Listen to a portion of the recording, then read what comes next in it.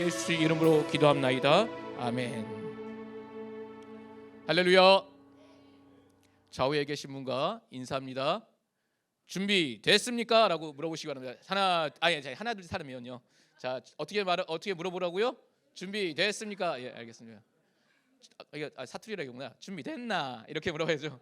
자, 하나 둘 셋 하면 어떻게 한다고요? 준비 됐나? 그러면 반대편은 뭐라고 대답하겠습니까? 준비됐다 그러겠죠. 그러니까 오른쪽에다가는 준비됐나? 왼쪽에다가는 어떻게요? 준비됐다 이렇게 말하겠죠. 이해되셨어요? 예. 오른쪽 왼쪽 질문 답 하나 둘 셋 준비됐나? 준비됐다. 약간 생소한 거 보니까 역시 저랑 세대가 다르심을 확실하게 입증하고 계신 것 같아요. 옛날 개그에서 나왔던 건데 우리가 짧은 1박 2일에 이제 수련회를 보내고 있는데 1박 2일은 뭔가 할 듯 하다가 말 듯으로 끝나는 듯한 1박 2일인 것 같습니다. 그렇지만 이 밤 또 우리가 이 시간을 잘 하나님 앞에서 은혜가 충만한 시간으로 또 여러분이 아까 서로를 위해서 기도해 줄 때 이미 설교가 필요 없을 정도로 은혜가 또 여러분에서 샘이 솟기 시작한 것을 보니까 마음이 참으로 감동함이 있더라고요. 그래서 여러분 각각 참 우리 개인의 심령을 돌아보더라도 마찬가지인 것 같아요. 은혜를 사모하는데 정말 은혜밖에 원하지 않습니까? 은혜가 사모한데도 불구하고 환경이, 상황이, 관계가, 마음이 연약함으로 인하여서 하고 싶은 마음은 있지만 선뜻 이룰 수 없는 것이 이 신앙이라는 것 같아요. 영적인 일인 것 같아요. 방해가 있는 것인 것 같아요. 그래서 세상의 것을 하는 것보다 더 힘든 것이 바로 이런 일이 아닌가 싶습니다. 그래서 오늘 밤 또 내일까지 이어지는 모든 순서 가운데 끝까지 은혜를 사모하시는 여러분과 제가 되길 예수 이름으로 축원합니다. 아멘. 이 시간 잠깐 우리 몸을 풀어야겠죠.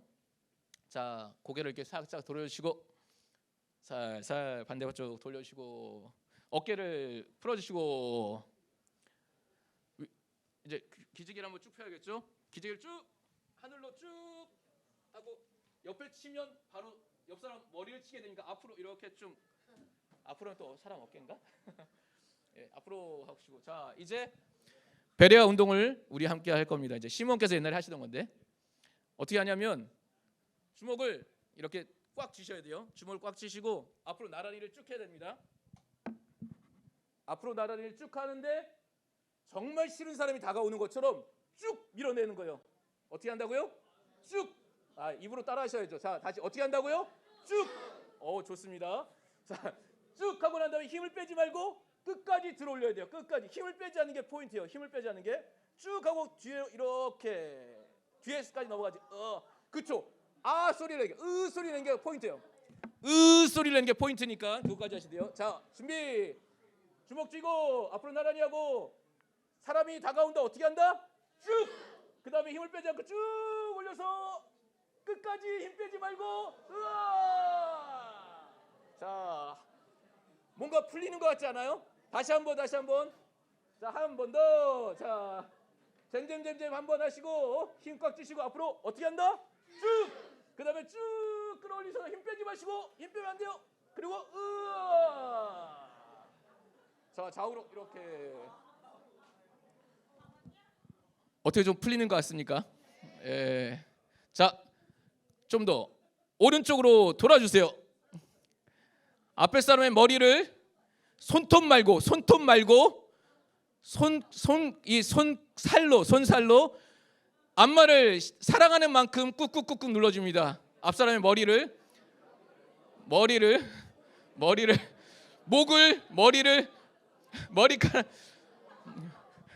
앞사람 오른쪽으로 도른 다음에 그 앞에 보이는 머리를 꾹꾹꾹꾹꾹꾹꾹꾹꾹꾹 사랑하는 만큼 꾹꾹꾹꾹 반대로 돌아서 더 사랑하는 만큼 꾹꾹꾹꾹꾹 더 사랑하는 만큼.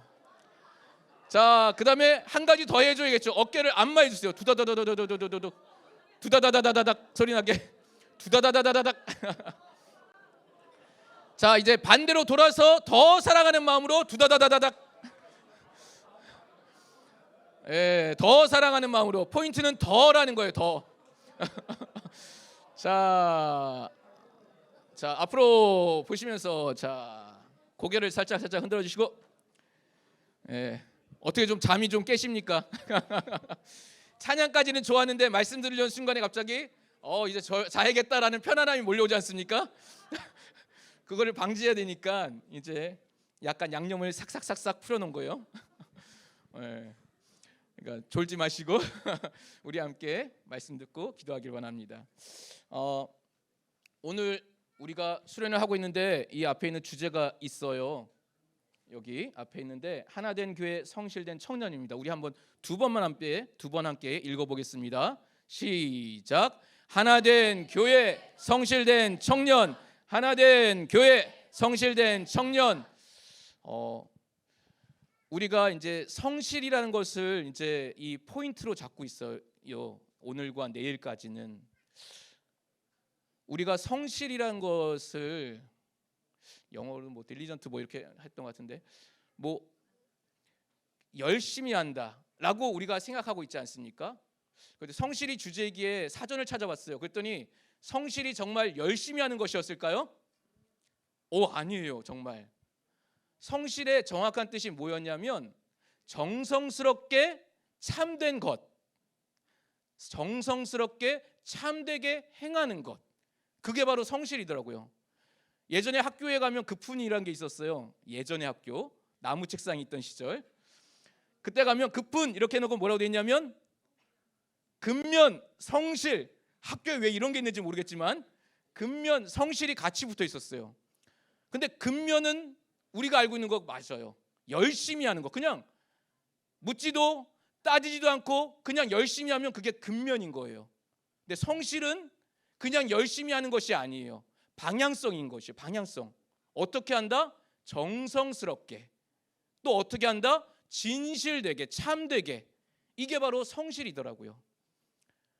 우리가 오늘 하나님의 성실을 깨닫자라는 주제로 함께 말씀을 나눌 터인데, 성실의 포인트가 뭐라고요?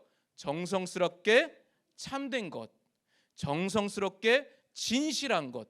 이 포인트를 갖고 우리 함께 말씀들을 읽고 또 나누고 하겠습니다. 우리의 마음 가운데 성실이 무작정 열심히 하는 거라고 생각했던 우리의 마음을 내려놓고 하나님께서는 어떻게 성실하게 하셨는지를 우리 함께 찾아보면서 또 나를 향하신 하나님의 성실이 꾸준히 이어졌던 과거를 돌아보고 오늘과 또 앞으로 있을 일에도 하나님의 성실이 함께할 것을 기대하는 심령으로 오늘 밤 우리가 기도하기를 원합니다. 이 목표를 갖고 오늘 함께 말씀을 나누고 기도하는 우리 모두가 되길 예수 이름으로 축원합니다. 아멘. 그래요. 이제 성실이란 것이 무엇인지 먼저 말씀드렸으니까 오늘 본문을 함께 읽도록 하겠습니다. 오늘 함께 보실 말씀은 예레미야 애가 3장 19절부터 23절까지. 예레미야 애가, 이게 어디 있노 뭐 이렇게 찾겠죠. 근데 다행히 우리에게는 무엇이 있습니까? 스마트폰이 있지 않습니까? 스마트폰이 있으니까 성경 어플을 피면 되고 거기서 예레미야 애가를 찾으면 되니까 쉽게 찾을 수 있을 거예요. 예레미야 애가. 예전에는 이 예언서 쪽을 보면 저는 예전 성경책에 이렇게 잠자던 흔적이 있어가지고 이게 뚝 누렇게 눌러붙어 있는 성경도 있어요. 떼려면 이게 직 거면서 찢어지는 부분이 바로 이런 예언서 쪽이었거든요. 어찌나 졸립고 피곤한지 성경 일독을 가장 많이 방해하는 게 레위기, 또 예언서, 여기가 항상 막히는 이 광야와 같은 곳이었어요. 그런데 예레미야가 이제 스마트폰이 있으니까 편하게 찾으셨고, 이제 우리 3장 19절부터 23절까지 천천히 함께 우리 합독하시겠습니다. 시작. 내 고초와 재난 곧 쑥과 담즙을 기억하소서. 내 심령이 그것을 기억하고 낙심이 되오나 중심에 회상한즉 오히려 소망이 있사옴은 여호와의 자비와 긍휼이 무궁하심으로 우리가 진멸되지 아니함이니이다. 이것이 아침마다 새로우니 주의 성실이 크도소이다. 아멘. 우리 기도하시겠습니다. 하나님 아버지, 이 시간에 우리가 모인 것은 기도하기 원하기 때문입니다. 우리가 이 자리에 있는 것은 은혜를 구하기 때문입니다. 우리가 이곳에 있는 것은 우리의 육체를 위하여서 많이 할 수 있는 일이 있음에도 불구하고 나 영혼을 위하여서 나의 영혼이 온전히 하나님을 바라기 위하여 이곳에 있습니다. 이 밤 우리에게 하나님의 은혜를 허락하여 주시옵소서. 우리 하나님께서 우리를 사랑하시는 것을, 또 나 영혼이 우리 하나님을 사랑하는 것을 우리가 깨닫고, 또 우리의 영혼이 하나님께 울부짖는 귀한 시간 될 수 있도록 인도하여 주시옵소서. 도우실 것을 바라오며 예수님 받들어 기도합나이다. 아멘. 예레미야 애가라는 것을 보게 되면, 이거는 애가라는 것이 사랑의 노래라는 뜻은 아니고 애통한 노래라는 뜻도 아니에요. 에카라는 거예요. 히브리어로 하면 이거는 어쩌면 어찌하여, 이런 뭐 탄식어 같은 거예요. 어째서 뭐 이런 거죠. 그러니까 예레미야가 통곡 탄식하였다라는 것이 예레미야 애가라는 이 성경의 이름입니다. 에카.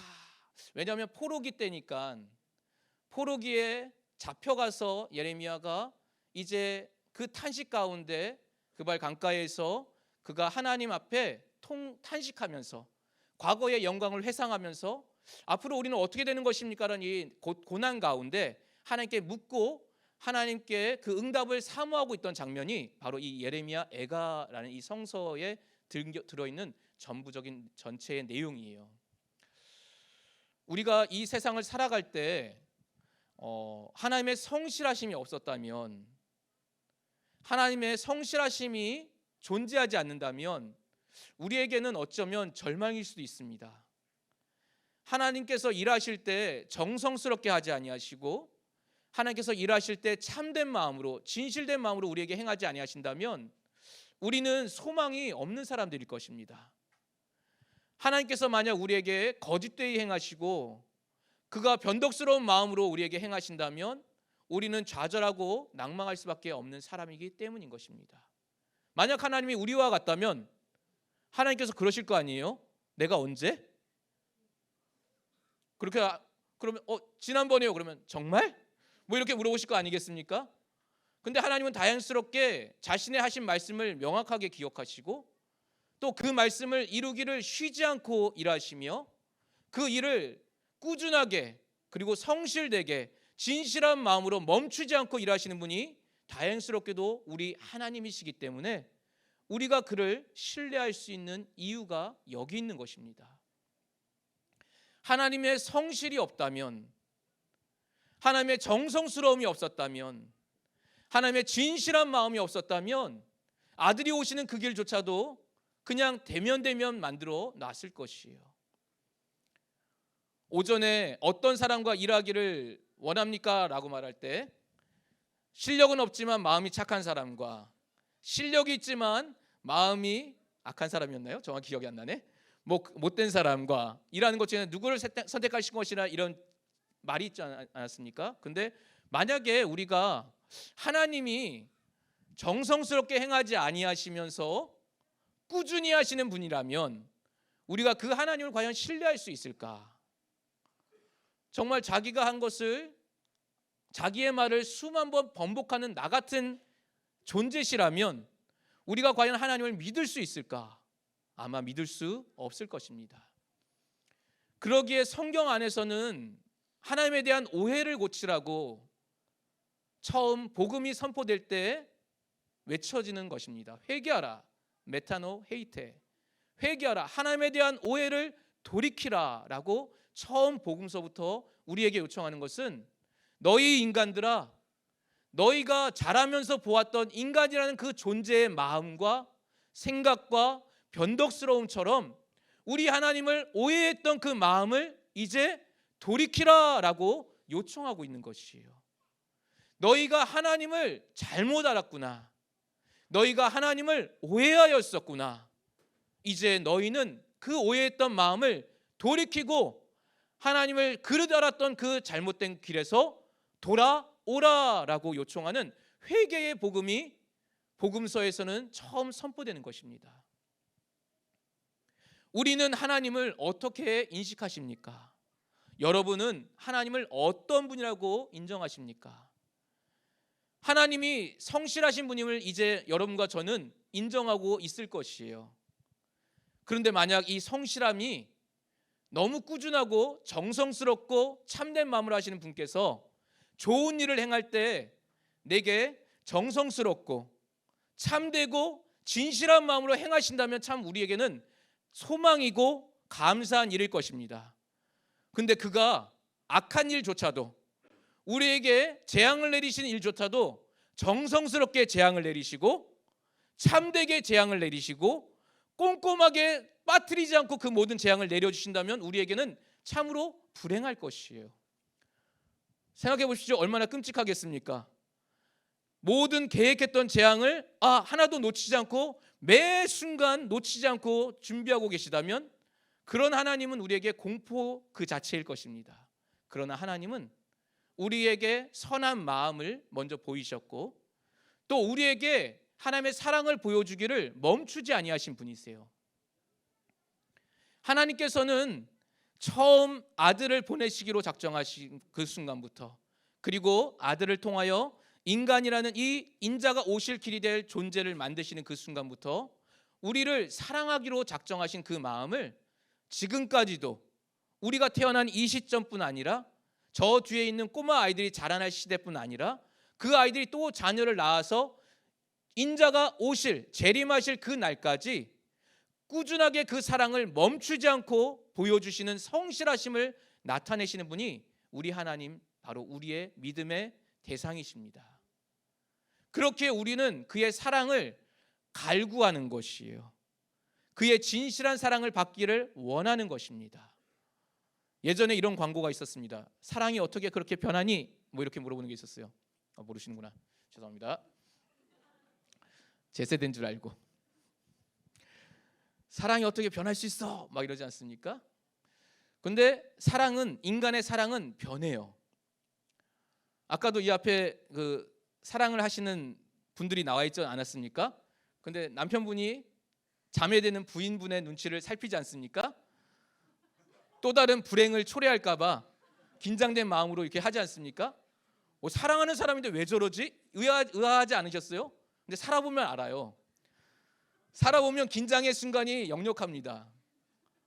남자가 가장 당황스러운 일이 뭐냐면, 뭘 잘못했어요? 뭘 잘못했는지 아세요? 라고 물어볼 때 온몸이, 머리가 하얘지고 온몸에 기가 쫙 빠지는 느낌이에요. 내가 뭘 잘못했지? 막 그래서 매트릭스가 막 지나가지고 디디디디디디 그러면서 혹시 그건가 이건가 저건가 막 그러는데 알지 라고 말을 했지만 뭔지 정확히 몰라. 그냥 무작정 용서를 구할 뿐이죠. 그리고 나의 그 무지함을 용서해달라고 다시금 정확하게 얘기를 합니다. 무엇인지 모르겠지만 그것조차도 용서해달라고. 부인은 또 남편을 할 때 말한 게 맞는 것 같아요. 이게 만들어가고자 하는 마음인 거예요. 이게 이렇게 조종하죠. 이렇게 해서 자기가 원하는 꼬린 지점으로. 서로 사랑의 대상은 서로 갈구하는 목적이 달라요. 사람은 그렇습니다. 그러다 보니까 사람에게는 자신이 갖고 있는 가치관이 중심이고 자기가 갖고 있는 목적이 중심인 것이에요. 그러나 하나님은 설정하신 그 자체가 인간과 같지 아니하고 불변하며 참되며 진리이시기 때문에 그 길은 믿고 따라갈 수 있는 온전한 길임을 성경은 거듭해서 말하고 있어요. 그러나 우리 인간은 성경을 읽음에도 불구하고 하나님을 계속 오해하고 있어요. 하나님이 마치 먼 것처럼, 하나님이 마치 지금 나의 어려운 사정을 모르시는 것처럼, 하나님이 지금 나를 버려두신 것처럼, 하나님과 내 관계가 틀어진 것처럼 오해하고 그리고 멀리 슬슬 뒤로 물러나는 존재가 바로 우리 인간, 우리 자신입니다. 그러나 하나님은 직진남 같아요. 마치 한 번도 그 길을 멈추지 아니하여 주시고 우리를 향해서 끝까지 그의 경륜을 펼치셔서 우리를 사랑하신다는 그 메시지를 아들을 보내시기까지, 그리고 이 세상의 은혜의 문을 닫아도 충분할 것 같은 이 혼란한 세상에도 여전히 그 은혜의 문을 여시고 우리가 돌이키기를 기다리고 계시는 분이 바로 우리 하나님, 바로 성실하신 우리 하나님 그 자신이신 것입니다. 하나님께서 우리를 사랑하시되 끝까지 사랑하시는 그것 자체가 하나님의 성실이에요. 하나님이 우리를 구원하시되 영원한 하늘의 나라까지 이르시기까지 우리를 놓치지 않고 부여잡으시고 더 많은 영혼들이 그에게 다가오기를 원하시는 그 마음이 성실하심이에요. 그가 우리의 안에 주시고 하자는 그 사랑을 깨달을 때까지 잠잠히 기다리고 계시는 것도 하나님의 성실하심이세요. 하나님의 그 마음을 곡해하고 틀어진 관계처럼 오해하고 하나님을 떠나고 마음을 상처를 주고 있는 그 상황조차도 하나님께서 우리를 놓치지 않고 부르시려고 애타는 마음을 갖고 계신 그 마음을 놓지 않고 있는 것도 하나님의 성실함이에요. 그렇게 하나님의 성실이 없다면 우리에게는 살아갈 의미가 없는 것입니다. 하나님이 성실하지 않다면 우리는 믿을 수 있는 근거가 없는 것이에요. 그의 모든 일이 정성스럽지 못하기 때문에, 그의 하시는 모든 일이 진실되지 못하기 때문에, 그의 하시는 모든 일이 바로 나를 향한 그 애타는 심령으로 행한 것이 아니기 때문에 하나님을 우리는 의지할 수 없는 것입니다. 그러나 다행스럽게도 하나님은 성실하셔서 참으로 바보같이, 어쩌면 더 어리석을 정도로 성실하셔서 자신이 모욕받고 있는 그 상황 가운데서도, 자신이 외면당하고 있는 그 상황 가운데서도 흙으로 만들고 먼지와 같은 피조물에 불과한 인간들이라는 이 존재에 그 쏟아내는 악한 말과 악다구니에 나오는 그 험한 말들 가운데서도 그는 한 번도 사랑하기로 작정하신 그 마음을 변개치 아니하시고 바꾸지 아니하시고 우리를 진실되게 사랑하시는 그분이 바로 우리의 하나님이십니다. 그렇게 하나님의 성실하심을 의지하는 우리가 바로 끝까지 구원을 이뤄나갈 수 있는 바로 성도 그 자체가 되어지는 것이에요. 하나님의 성실하심을 믿는 여러분과 제가 되길 예수 이름으로 축원합니다. 아멘. 하나님께서 우리를 사랑하신다라고 말씀하셨대. 어디까지요? 라고 묻게 된다면, 내가 내 사랑하는 아들을, 내 가장 중요한 나의 중심에 있는 자를, 나와 같은 자를, 혹 부모의 마음처럼 나를 포기하더라도 그는 살리고 싶은 그 아들조차도 너희에게 보낼 정도로 나는 너희를 사랑했다라고 말씀하실 수 있는 것이죠. 그 사랑의 은혜가 얼마나 큰지 성경은 곳곳에서 하나님은 성실하십니다라는 것을 곳곳에서 말하고 있어요. 우리 함께 성경을 한번 찾아보겠습니다.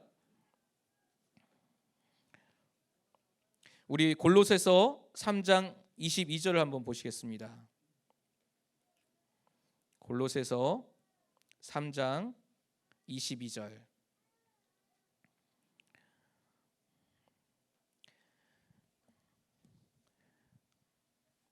성실이란 것을 정성스럽고 참된 것이라는 의미를 갖고 한번 읽어보겠습니다. 시작. 종들아, 모든 일에 육신의 상전들에게 순종하되 사람을 기쁘게 하는 자와 같이 눈가림만 하지 말고 오직 주를 두려워하여 성실한 마음으로 하라. 자, 여기를 마지막으로 하면 어떻게 됩니까? 오직 주를 두려워하여 우리 정성스럽고 참된 마음으로 하라. 이렇게 한번 읽어보겠습니다. 시작. 오직 주를 두려워하여 정성스럽고 참된 마음으로 하라. 육신에 있는 상전들에게조차도 하나님 앞에서 행하듯이 하나님을 두려워하고 정성스럽고 참된 마음을 하듯이 하라라고 성경 말합니다. 또 하나 찾아볼까요? 에베소서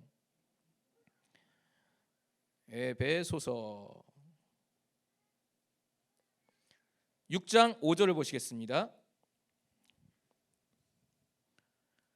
에베소서 6장 5절을 함께 읽을 때도 마찬가지로 정성스럽고 참된 것으로 이렇게 한번 생각하시고 성경 그대로 한번 읽고 그 다음 바꿔서 한번 읽어보겠습니다. 시작. 종들아, 두려워하고 떨며 성실한 마음으로 순종하기를 그리스도께 하듯하여. 바꿔서 한번 읽어볼게요. 시작. 종들아, 두려워하고 떨며 정성스럽고 참된 마음으로 육체의 상전에게 순종하기를 그리스도께 하듯하여. 육체에 상전하게 하라라고 말했지만 그 앞에 뒤에 있는 것이 핵심이겠죠. 누구에게 하듯 그리스도에게 하듯. 그리스도에게 행할 때도 어떻게 하라고요? 성실하게 행하라. 어떻게? 정성스럽고 참된 마음으로 행하라. 그러면 우리가 하나님을 섬기는 것에 있어서 성실하게 하려면 어떻게 됩니까? 우리의 마음이 올바른 방향으로서 나가야 되겠죠.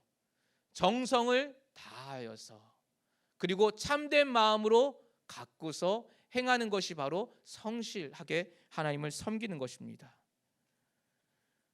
또 하나를 읽어볼까요? 스가랴서 8장 8절을 보겠습니다. 스가랴서 8장 8절.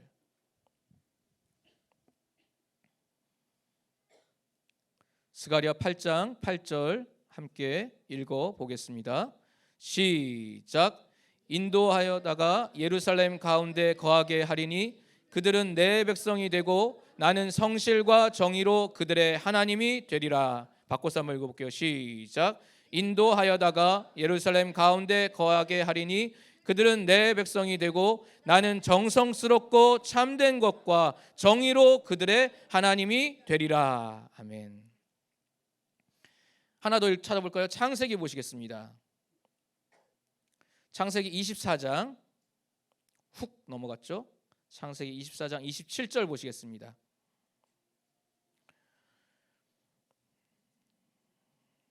창세기 24장 27절.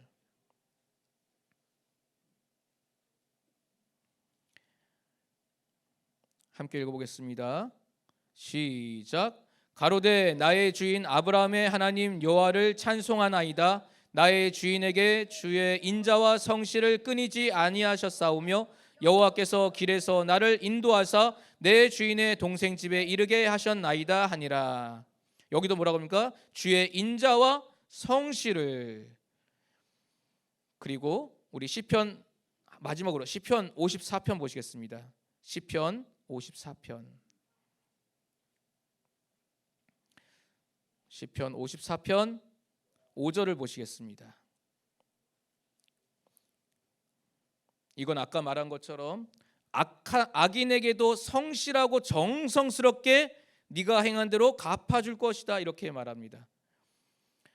시편 54편 5절 함께 읽겠습니다. 시작. 주께서 내 원수에게 악으로 갚으시리니 주의 성실하심으로 저희를 멸하소서.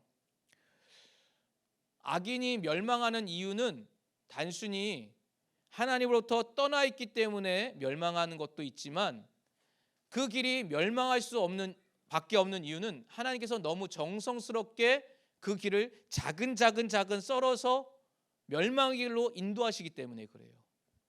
생각해 보세요. 어떤 범죄자가 나를, 스릴러물 혹시 보시나요? 전 무서워서 잘 안 보는데, 저는 의외로 겁이 많아서 롤러코스터 못 타고 스릴러물 못 보고.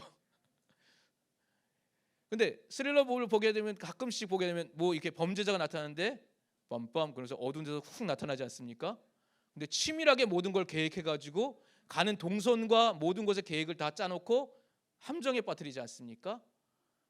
근데 그 치밀함에 실수가 조금도 없다면, 모든 칼날과 모든 함정이 나를 향하고 있다면 그것만큼 두렵고 떨리는 일은 없을 것이요. 근데 그게 실수를 할 수 있는 인간이 아니라 실수가 없으신 하나님이라면 그 길은 도무지 피할 길이 없다는 것이에요. 그러기에 악인의 길은 멸망할 수밖에 없는 것은, 하나님께서는 선한 일에도 정성스럽고 참된 마음으로 행하시지만 악인을 징벌하시는 일에도 정성스럽고 참된 마음으로 하시기에, 얼마나 정성스러우신지 아예 눈에 보이지도 않는 어둡고 추운 공간에 그 공간을 마련하시고, 더 이상 그 영원한 곳에서 죽지도 않는 꺼지지 않는 불에 담가두시고, 그의 영혼의 고통을 멸시하시고 듣지 아니하시고 돌아보지 아니하는 그 공간을 창설하셨다는 그 자체가, 이미 그 악인의 멸망되는 그 자체가 하나님의 성실하신 그 징벌로까지 이어지고 있음을 성경은 이미 우리에게 말한 것이에요. 그러나 우리가 하나님의 그 능력과 하나님의 그 무한하신 힘을 간과하기 때문에 우리가 악인의 멸망하는 일도 단순히 그냥 멸망했나 보다라고, 내일이 아니기에 치부하지만 멸망을 당할 자들의 입장에서 보면 도무지 그 손에서 빠져나올, 헤어나올 길이 전혀 없을 수밖에 없는 것입니다. 하나님은 성실하시기 때문에 선한 자에게도 악한 자에게도, 그러기에 하나님의 품 안에 있는 것이 안전함을 성경에서는 계속 고백하고 있는 것이에요. 우리가 이 땅을 살아갈 때, 기도할 때도 마찬가지입니다. 우리의 기도를 들으시는 그분이 우리의 기도의 제목을 조금이라도 놓치고 계시다면 어떨까요? 저는 저의 자녀들의 그 요구하는 사항을 이렇게 다 메모를 못해요. 잊어버릴 때가 있고, 제가 뭐 해주겠다고 말해놓고 지키지 못하는 약속이 한두 가지가 아닙니다. 저는 인간이고, 그리고 그 순간을 모면하고 싶은 마음도 있어서 그런지 몰라도 공수표를 이렇게 자녀들에게 발행한 것이 꽤 돼요. 아이들은 그것을 기억하죠. 그리고 저에게 청구합니다. 아빠 그때 이렇게 하기로 했죠? 아빠 그때 뭐 하기로 했죠? 그랬나? 그랬어요? 이러면 할 말이 없어지는 거죠. 인간은 말해놓고도 잊어버리는 불완전한 존재이지만, 하나님은 우리의 말과 우리의 고백과 우리의 기도를 놓치지 아니하시는 성실하신 하나님이십니다. 그러기에 우리의 기도에 응답을 구할 수 있는 것도, 그가 응답하실 때 가장 좋은 것을 줄 수 있다는 것도 근거가 어디에 있냐면 하나님의 성실에 있는 것이에요. 그가 가장 정성스럽게 준비한 응답을, 그가 가장 진실된 마음으로 내게 주실 참된 것을 예비하여 주실 것을 믿는 믿음이 바로 우리의 기도하는 마음이고 응답을 구하는 우리의 마음이기 때문인 것입니다. 만약 우리가 기도하였지만 응답이 올 때 그 응답이 불성실하거나 또는 대충대충 오는 응답이라면 그 하나님 아버지는 참으로 진실한 하나님이 아니시겠죠. 그러나 우리의 하나님은 진실하시고 우리 하나님은 참되시기에 그의 응답조차도 진실되고 정성스러운 것으로 우리에게 이끌고 계시는 것입니다. 여러분은 하나님을 어떻게 믿고 계십니까? 여러분의 하나님은 정말 성실하십니까? 다시 한번 묻습니다. 여러분에게 한번 물어보세요. 여러분의 하나님은 정말 성실하십니까? 여러분의 인생의 걸음 가운데 하나님은 정말 성실하셨습니까? 여러분의 하나님이 또한 앞으로도 성실하게 이끄실 것을 여러분은 믿으십니까? 혹 하나님이 내 삶 가운데 성실하지 않았다고 오해하고 있다면 그 하나님에 대한 오해를 오늘 밤 돌이키시는 여러분과 제가 되길 예수 이름으로 축원합니다. 저는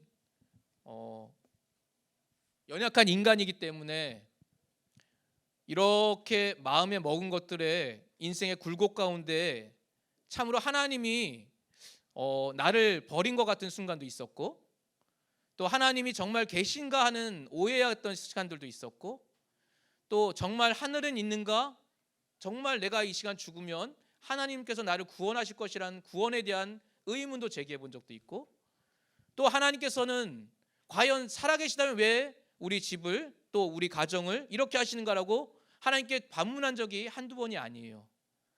아무래도 여러분들도 살다 보면 여러분의 삶 가운데 하나님이 계시다면 왜 나에게라는 질문을 아마 한두 번은 해보셨을 것입니다. 하나님 너무하지 않습니까? 하나님이 계시다면 하나님의 사람이란 나는 왜 이렇게 돼 있습니까? 정말 하나님이 살아계시다면 왜 나의 가정은 이렇습니까?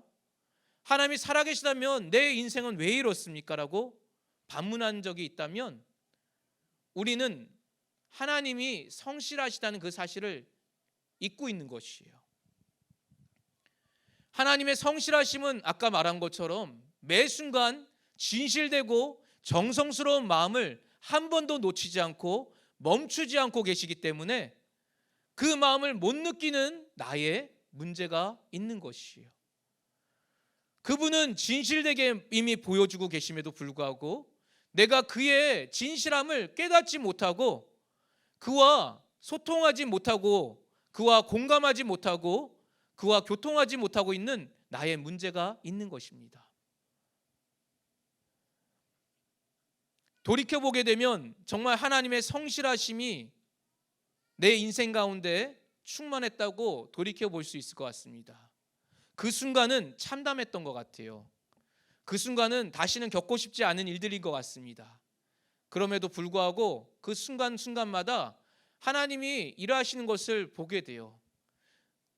깊은 나락에 빠진 것 같아 보여도, 그리고 그 순간에 내가 과연 이 길을 걸어갈 수 있을까라는 생각하는 그 순간에도 하나님의 이끄심을 보게 되는 것이죠.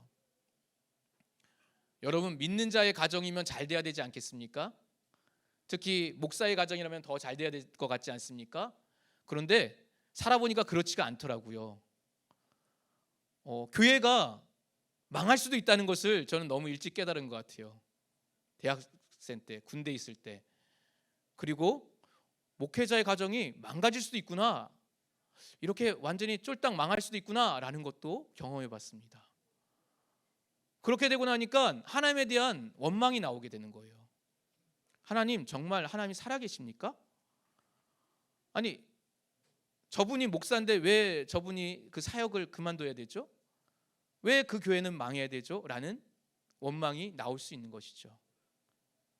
그런데 그 순간에도, 그 깊은 나락 가운데서도 나를 마치 큰 다스로 잡고 계신 듯한 하나님의 인도하심이 있었음을 돌아보니까 깨닫게 되는 것 같아요. 왜 그리스도인들은 다 경험하지 않습니까? 세상에서 좀 많이 이렇게 빠지고 싶은데 확 나가지 못하고 약간 엉거주춤하잖아요, 그렇죠? 역시 안 놀아보신 분들이 여기는 태반이군요.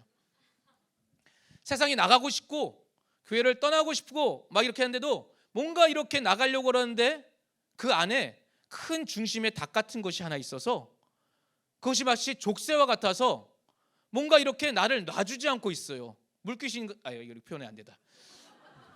이놈! 물귀신이 아니라 큰 추가 달려있는 쇠사슬이 달려있는 것처럼. 어휴 참. 그것이 나의 발목을 붙잡고 마치 물속에서 이렇게 허우적대고 있는 듯한 느낌인데, 마치 내가 가고 싶은데 못 가게 자꾸 끌어당기는 것 같은 느낌. 그래서 훅 나가고 싶은데 훅 나갈 수 없는 것. 나갔는데 왠지 마음이 찜찜하고 뭔가 편안하지 못하고 뭔가 이런 것들. 그리고 다시 이렇게 다시 돌아오고 있는 것. 그런데 어느 순간인가 시간이 지나고 나니 그것이 나를 올가매고 있는 족쇄가 아니란 사실을 깨닫게 되더라고요. 하나님이 성실하게 나를 보호하고 계셨던 안전장치, 내가 그 길에서 부표처럼 떠다니고 위에서는 막 물 위에서는 헤매고 있는 것처럼 보이지만 결국 그 밑에 있는 중심의 추를 단단하게 예수께 고정해 두심으로 인하여서 내가 좌로 우로 흔들리는 것 같은 그 모든 어려운 가운데서도 다시금 그 중심점으로 돌아올 수 있게 만드시는 하나님의 성실하심이 있으셨다는 사실을 시간이 지나고 난 다음에 깨닫게 됩니다. 우리의 인생에는 고난이 있을 수 있어요. 우리의 인생에는 어려움이 있을 수 있어요. 우리의 삶 가운데는 고통이 있을 수 있어요. 이곳은 음부이고 이곳은 원수가 있는 곳이기에 우리의 삶을 그냥 두지 않아요. 믿음이 있다고 자랑할 수 있지 못한 것은 모든 이들에게 시험이 항상 도사리고 있기 때문입니다. 조금은 믿음이 섰다고 자랑하지 못하는 것은 어느 순간인가 그 믿음이 꺾이는 순간이, 시험당하는 순간이 누구에게나 찾아오기 때문인 것입니다.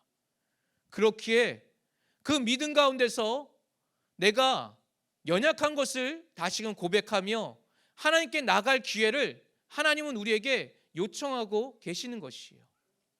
내가 누구에게 속한 자인지, 내가 누구의 것인지를 항상 우리에게 말씀하여 주시는 것입니다.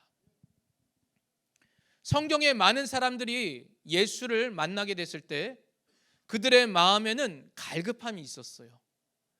그들에게는 예수가 아니면 안 된다는 해답을 갖고 예수 앞에 나와서 예수를 만난 자들이었습니다. 예수 이름이 많이 퍼졌음에도 불구하고 삶 가운데 조금 편안하거나 인생의 고민이 덜하거나 또는 딱히 필요한 것이 없는 사람들은 당시에 예수께서 그들 눈앞에 걸어가고 계심에도 불구하고 예수를 찾을 생각을 전혀 하지 못하였어요. 그들을 보면 마치 어리석다고 평가할 수 있지만 내가 만약 그 시대에 예수님이 계시던 그 당시에 살고 있다면 나는 어땠을까? 내가 만약에 부유한 귀족이고 물질이 풍성하고 건강하고 아무 걱정이 없는 유대인의 한 가문에서 태어났다고 그런다면 나는 과연 그때 예수를 발견할 수 있었을까? 오늘날 우리의 삶 가운데도 여전히 마찬가지입니다. 예수가 우리의 중심이시고 예수가 나의 모든 것이라고 얘기하고 있지만 예수를 발견하지 못하는 눈이 우리에게는 항상 존재하고 있어요. 이 눈이 우리에게 분명히 없기 때문에 하나님을 바라보면서도 불구하고 그에게 도움을 요청하지 못하는 안타까움이 우리 안에 여전히 남아있는 것입니다. 왜요? 내게 예수에 대한 갈급함이 없기 때문에. 하나님은 꾸준히 나를 향한 마음을 조금도 거두지 아니하시고 그 성실하심으로 나를 향하여 다가오고 계시지만 나는 하나님께 나아가는 그 성실함이 존재하지 않기 때문인 것입니다. 나는 불성실하기 때문인 것이요. 하나님은 성실하시지만 나는 불성실하고 하나님은 기억하시지만 나는 그를 잊어버렸고 하나님은 나를 사랑하시지만 나는 그 사랑이 부담스럽고 하나님은 나에게 진실되시지만 나는 그에게 내 모든 것을 내놓기 부담스럽기 때문에 하나님 앞에 나가는 그 길이 멈칫 브레이크를 자꾸 밟게 되는 것이죠. 예전에는 열심히 했는데 이제 열심히 하기가 부담스러워요. 왜? 상처받고 싶지 않으니까. 예전에는 사람에게 많은 것을 사랑을 베풀었는데 이제는 멈칫하게 돼요. 왜? 사랑의 거절을 당해봤으니까. 예전에는 많은 헌신과 수고와 모든 것을 감내했는데 이제는 그것이 부담스러워요. 왜? 이제는 나의 삶이, 내 인생이 뭔가 과거의 헌신과 수고로 인하여서 오늘날 내가 이 모양 이 꼴이라고 오해하고 있으니까. 그러기에 하나님을 향한 그 성실하심을 우리에게 보여주셨음에도 불구하고 우리는 하나님에 대한 성실함을 갖지 못한 연약함을 갖는 자가 저와 여러분인 것입니다. 우리의 시작은 여기부터 시작해야 되는 것이에요. 하나님은 성실하십니다. 그러나 나는 불성실한 자입니다. 그러기에 나는 하나님의 도움이 없이는 살 수 없는 연약한 자입니다라는 고백이 우리 안에 있어야 되는 것이에요. 하나님은 성실하게 나를 사랑하십니다. 그러나 나는 성실하게 주를 사랑할 수 없는 자입니다. 그러기에 내게 사랑을 채우소서라고 요청하는 자가 바로 우리가 되어야 되는 것이에요. 그 단어의 집이라는 책을 보게 되니까 거기에 적산 온도라는 그 챕터가 있더라고요. 적산 온도라는 것은 식물이 겨울잠을 자고 깨어날 때 필요한 것인데 식물마다 지역마다 기후대별로 적정 온도가 있답니다. 북방 한계선 쪽에서는 0도, 남방 한계선 이남으로 내려가면 5도, 아열대 기후에서는 10도 이상이 되어야지만 이 발화가 시작된대요. 근데 봄이 올 때까지 땅의 그 온도를 차곡 점점점 그래프가 올라가듯이 점점 온도를 쌓아가다가 그 적산 온도가 충족이 되면 각각의 식물들은 자기에 맞는 그 온도에 따라 발화를 하게 된다고 합니다. 마치 하나님의 사랑을 받아야 되는 우리를 보게 되면 각각이 다 하나님의 씨앗과 같은 존재들인 것이에요. 어떤 사람에는 0도씨에서도 발화할 수 있고 어떤 사람은 5도씨에서도 발화할 수 있고 어떤 사람은 더 온도가 올라가서 10도씨나 또는 15도씨가 돼야지만 발화할 수 있는 조건을 갖고 있는 우리들인 것이죠. 그러기에 어떤 사람은 금방 뜨거워지는데 나는 금방 뜨거워지지가 않아. 나는 저 사람과 달라라고 오해가 나오는 이유는 바로 우리 각각의 영혼이 갖고 있는 하나님의 사랑에 대한 적산 온도가 각각 다르기 때문인 것 같습니다. 저희 첫째와 둘째와 셋째를 보게 되면 사랑의 적산 온도가 각각 다른 것을 보게 돼요. 첫째는 너무 사랑을 많이 줘서 그런지 몰라도 약 0도에서 5도인 것 같아요. 막내는 한 8도? 10도인 것 같아요. 왜 둘째를 건너뛰었냐? 둘째는 적산 온도가 한 25도쯤 되는 것 같아요. 그러니까 둘째는 항상 불만이 많아요. 엄마 나는? 아빠 나는? 똑같은 걸 분명히 줬는데도 불구하고 뭔가 비교하면서 얘가 더 커 보인다고 얘기하고 나는 그것이 없다고 얘기하고 둘째의 사랑의 분량은 첫째와 막내의 2배 이상이 되는 것 같아요. 이 사랑은 어떻게 채울 길이 없는데 제가 갖고 있는 사랑의 온도를 넘어설 때가 있어요. 그러니까 부족한 인간의 아빠가 줄 수 없으니까 어떻게 해요? 아빠는 약간 화가 날 때가 있어요. 얘는 왜 이렇게 사랑을 더 많이 요구하지? 왜 주지 못하니까 저만 그런가? 뒤에 있는 부모님들도 좀 공조를 좀 해주셔야 되는데 안 그러면 저만 굉장히 이상한 아빠가 되잖아요. 이 자녀에게 내 자녀예요. 이 자녀는 태어날 때 숨이 끊어져 있는 적이 있었어요. 태어났을 때 갑자기 응애 울다가 갑자기 약 몇 분 정도 딱 그다음 숨이 응애 소리가 안 나요. 그러더니 보통 아기가 태어나면 엄마한테 이렇게 배 위에 올려주고 이렇게 보여주지 않습니까? 체온을 느끼게 하지 않습니까?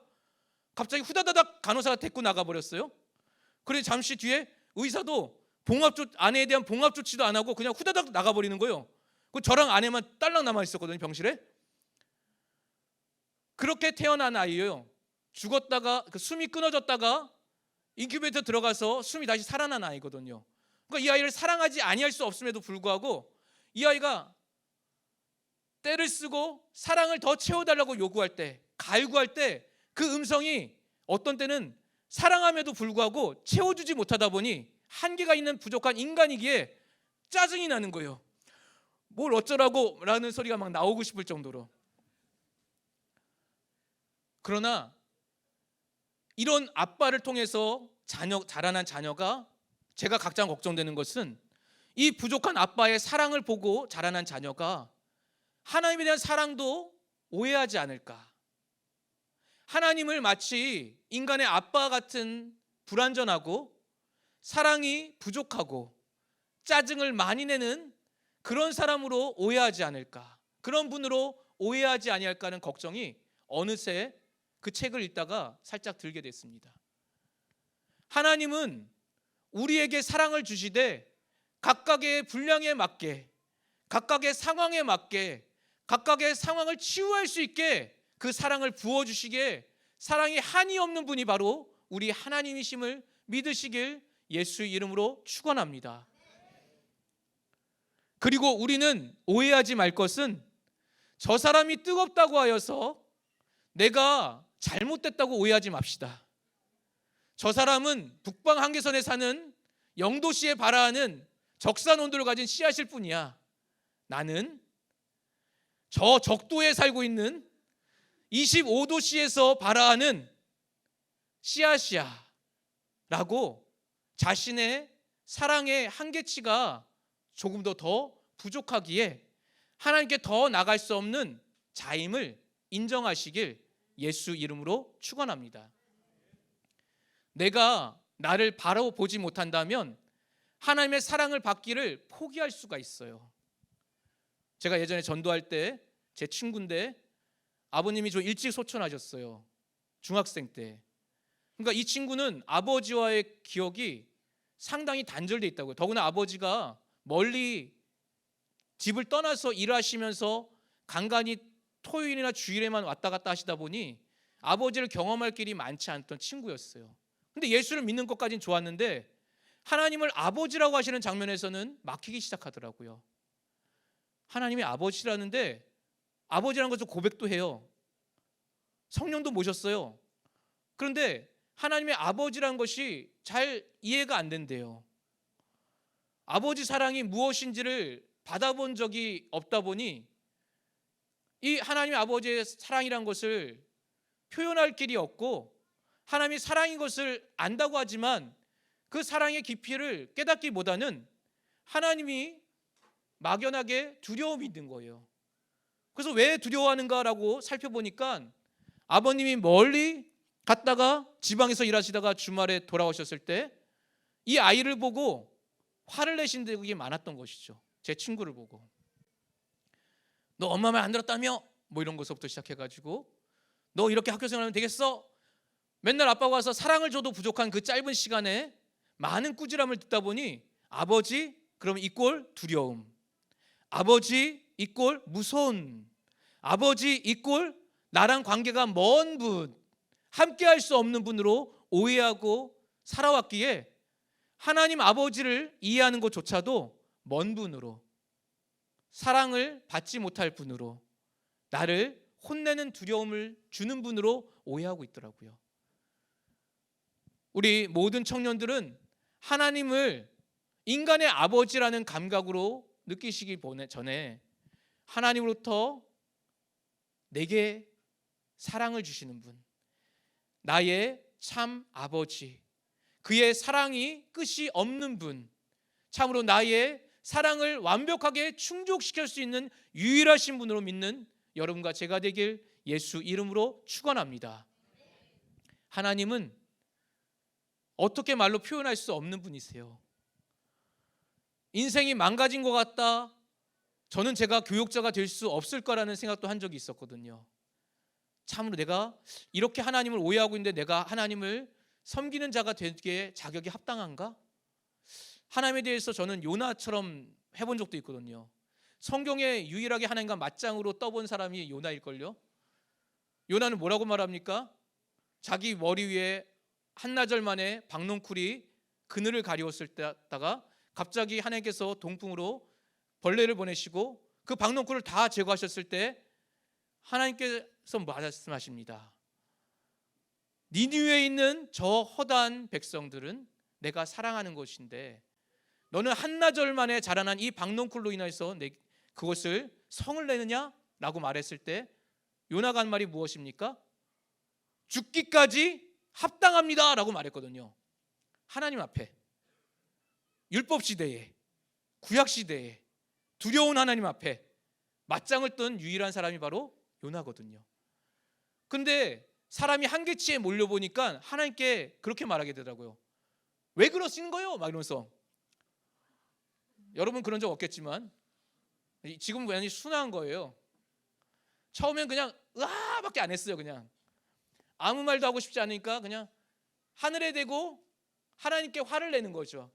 으아 막 이러는데 산골짜기 혼자 들어가서 산속에 있는 기도원에서 기도할 때 그냥 으아 이러는데 이게 그냥 으아지만 하나님께 모든 욕이란 욕은 다 한 것 같아요. 마음으로 하나님 왜 그러시 뭐 이런 것을 쫙 나가겠죠. 그런데 하나님을 원망하고 살았던 사람이기 때문에 그 삶이 저는 거기서 끝이라고 생각했어요. 내가 하나님 앞에 완벽하게 살 수 있을까? 또 이렇게 망가지는 가정을 보았을 때, 왜냐하면 인감증명서를 아버님께서 성도에게 빌려주고 나니까 그분이 첫 번째 몇 천만 원은 아버지의 허가를 받고 대출받았지만 그 뒤에는 마구마구 대출받은 거죠. 빚이 그러니까 억 단위로 쭉 올라가는 거죠. 그냥 개척교회 목사의 가정이 뭐 가진 게 뭐가 있다고 그냥 이렇게 모든 게 다 이게 탕진되어지고 그냥 가족이 딱 확 사라질 수밖에 없는 그 상황이 돼버린 거죠. 아버님이 원망스럽기도 하지만 저는 아버님보다 더 원망스러운 분이 바로 하나님이었어요. 아니 목회자인데 직통으로 말씀해 주셔야 되는 거 아니에요? 야 걔 조심해야 돼 이렇게 말씀해 주시는 거 아니에요? 야 걔가 지금 뭐 하고 있더라 뭐 이렇게 알려줘야 되는 거 아니에요? 뭐 이렇게 하나님의 사람이라는데 왜 하나님의 사람을 안 보호하세요? 이런 근본적인 문제부터 하나하나 그 어린 마음에 다 한 것이에요. 하나님께 막 호소한 것이죠. 그런데 그러한 나임에도 불구하고 하나님의 사랑을 깨닫게 하는 순간이 어느 순간 찾아오게 됩니다. 하나님이 없이 사는 것이 편하겠다고 생각한 적도 있었어요. 그때는요. 시험이 드니까, 좌절이 되니까 뭐 별거 없네 라는 생각도 하게 되는 거예요. 이런 믿는 사람과 안 믿는 사람의 차이가 무엇이죠? 복을 주신다고 했는데 왜 복이 아니라 이렇게 재앙이죠? 생명의 길이라고 하는데 왜 이렇게 사망을 생각하는 길로 가고 있죠? 평안과 안 평안으로 왜 우리를 구분하시죠? 모든 인생의 걸음 가운데 느끼게 되는 것입니다. 직장을 구했어도 직장으로 날라오는 것이 있어요. 빚을 대신 갚아야 되잖아요. 부모님이시니까. 독촉장. 그걸 왜 하필 직장으로 보냈는지. 그런 인생의 모든 문제가 꼬이기 시작하면서부터 하나님이 다 오해가 되어지는 거예요. 하나님이 정말 있는지 궁금한 것이죠. 그런데 정말 마음이 상했을 때는 하나님의 말씀이 하나도 안 들어와요. 그거 아시나요? 예배를 드리는데 나는 그곳에 있음에도 불구하고 은혜 받는 사람들이 미워요. 찬양하고서 기뻐하는 사람들이 미워요. 나중에는 그 미움이 무관심이 돼버려요. 그냥 그곳에 의무적으로 참석할 뿐 그 이상도 그 이하도 아닌 삶을 살아가고 있더라고요. 근데 그게 쌓이고 나니까 어떻게 되냐면 그 안에 더 이상 삶에 대해서 큰 기쁨이 없어요. 인생 뭐 있어? 이런 생각이 드는 거죠. 그냥 예배를 드리지만 예배가 형식에 지나지 않고, 예전에는 성락교회에 와서, 전 지방에 있었으니까 성락교회 처음 와서 파이프 오라는 소리가 빡 나면서 음악이 찬양이 딱 시작될 때 정말 전율이 느껴졌었거든요. 온 성도의 찬양과 그 기도와 그 호흡 소리까지도 내가 그 안에 있다는 게 참 감사했던 사람인데, 시험이 드니까 그 자리에 있는 것 자체가 짜증이 나기 시작하는 거예요. 하나님의 말씀이 들어오는데 하나님은 성실하십니다 그러는데 하나님은 사랑이십니다라고 말하는데 그 메시지 자체가 내게는 들려오지가 않는 거예요. 왜? 하나님에 대해 단단히 오해하였기 때문에. 이 정도 되면 하나님께서는 놓아주심이 맞는 것 같아요. 저 같으면 그냥 놓아주는 것이 맞는 것 같아요. 그냥 풀어놓아 지 멋대로 다니게 하는 것이 맞는 것 같은 사람인 것 같아요. 그런데 하나님이 그 사람에게조차도, 저에게조차도 살 수 있는 길을 열어주시더라고요.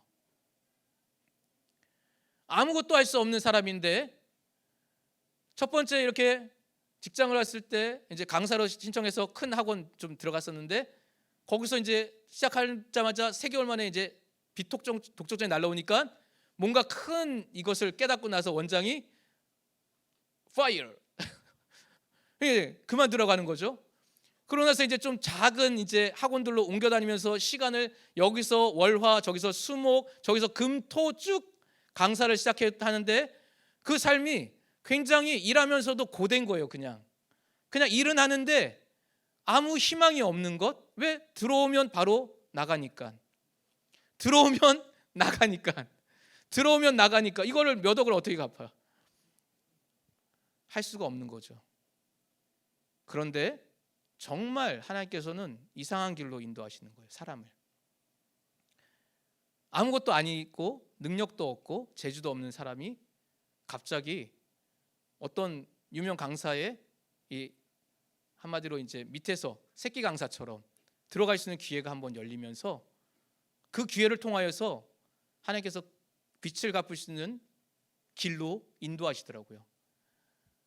근데 그때도 저는 이것이 하나님의 은혜라고 전혀 생각 안 했어요. 지금 생각하니까 저를 연결해 준 사람이 있으니까 저는 그 사람이 생각났지, 그때는 시험이 단단히 드니까 하나님이 생각나지 않았어요. 전혀 하나님이 없다고 여겼던 그때에, 아니 하나님을 인지하는 것조차도 무감각하고 있던 그때에 하나님께서 그 길을 열어주시고 난 다음에 어느 순간인가 예배 딱 드리는 그 자리에 됐을 때 그냥 그 자리에 서 있는데 아무 생각 없이 앉아 있는데, 오늘도 그냥 예배하러 왔을 뿐인데 내가 왜 있지라는 생각이 딱 드는 거예요. 내가 왜 있지? 분명히 뭔가 이게 해결의 실마리도 잡혀 있지 않습니까? 내가 왜 있지? 내가 왜 이곳에 있지?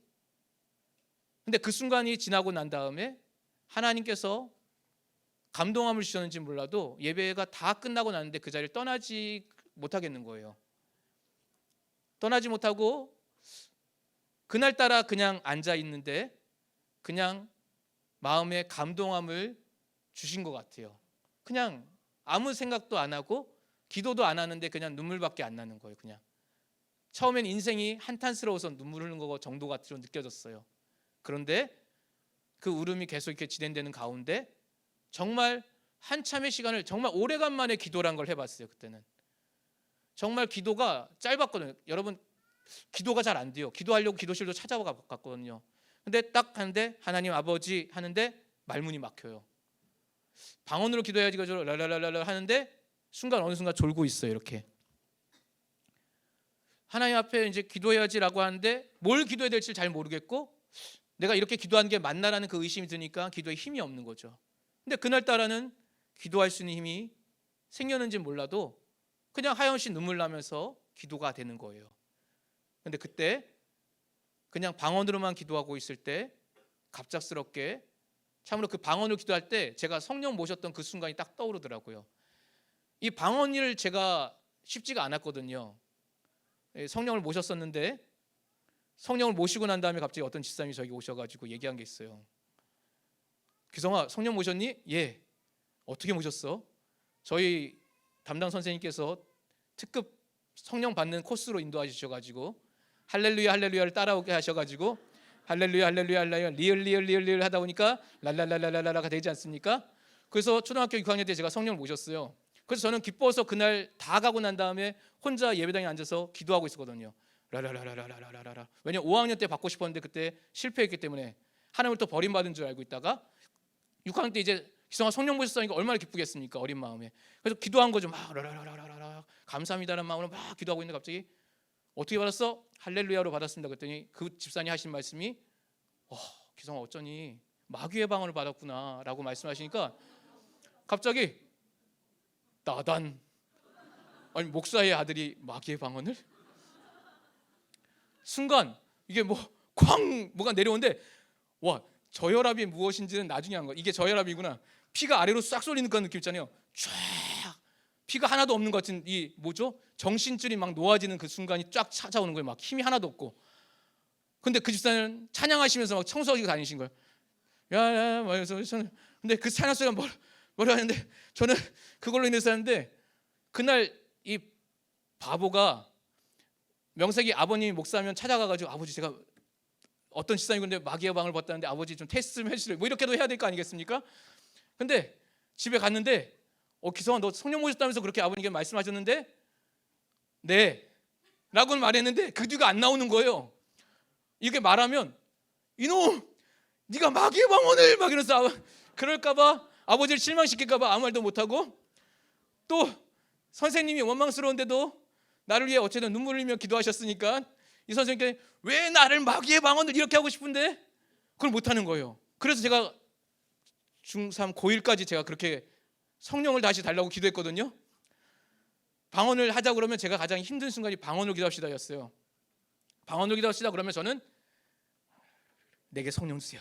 내게 성령 주세요. 내게 성령 주세요. 이걸 소리도 못 내니까 왜? 주변에서 내가 다 성령 모신 줄 아니까 그 좁은 교회 안에서 그러니까 기도를 못하고 내게 성령 주세요.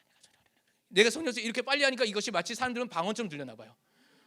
내게 성령 주세요. 내가 성령 주세요. 이게 방언처럼 들려나 봐요. 사람들 그냥 평안하게 다 지내고 아무도 눈치를 못 챘으니까요.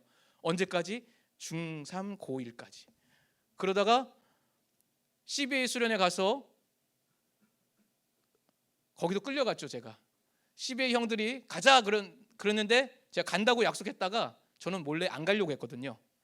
그래서 버스 타는데 시외터미널까지 나오라고 했는데 안 나갔었어요. 제가. 그리고 교회가 교회 안에 집이다 보니까 그냥 전 집에 있었죠. 근데 마침 형 한 분이 교회 뭘 빠뜨리고 간 거예요. 교회 왔다 제가 있으니까 너 왜 여기 있어? 빨리 짐 싸고. 목사님 기성이 빨리 짐 싸주세요. 예. 저 끌려갔거든요. 끌려서 버스 타고 가는데 너무 힘든 거예요. 여기 수련회 잠깐 가면 안 되는데 나 들키는데 막 이런 거 있지 않습니까? 제가 조그만 교회에서는 수련회 하면 제가 봉사를 해야 되기 때문에 기도 시간에도 움직일 수 있는 자유 특권이 있었어요. 근데 이 큰 수련회장이면 자유 특권이 사라지지 않습니까? 이렇게 앉아 있어야 되잖아요.